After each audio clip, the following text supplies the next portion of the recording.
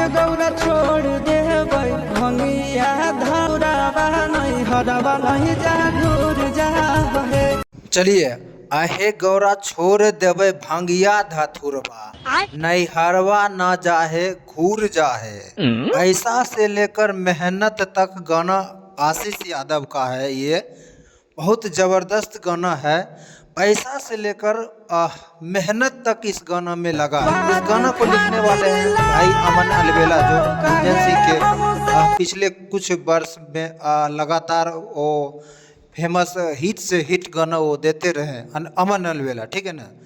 तो आजकल क्या है कि आशीष भाई के साथ में, आशीष यादव के साथ में क्या कहता है ये अमन अलवेला जी सटे हैं, ठीक है ना। एक से एक मतलब ब्लास्ट गाना दे रहे हैं, एक से एक। दोस्तों क्या है कि ये गाना है मतलब शंकर भगवान भोले बाबा का, ये मतलब बहुत गजब का तरीका से लिखा गया है। दोस्तों क्या है कि हम आपको पहले बता देने का प्रयास करेंगे। इस गाना में बहुत ज़्यादा पैसा खर्चा किया गया, बहुत ज़्यादा। आप इस वीडियो को जाके देख सकते हैं, यूट्यूब पे सर्च कर सकते हैं, नहीं हरवा ना जा है भंगिया छोड़ दे, ऐसे कुछ गाना सर्च कीजिएगा तो तुरंत आ जाता है। सो फिलहाल इतना ही, वीडियो एंड करते हैं। धन्यवाद।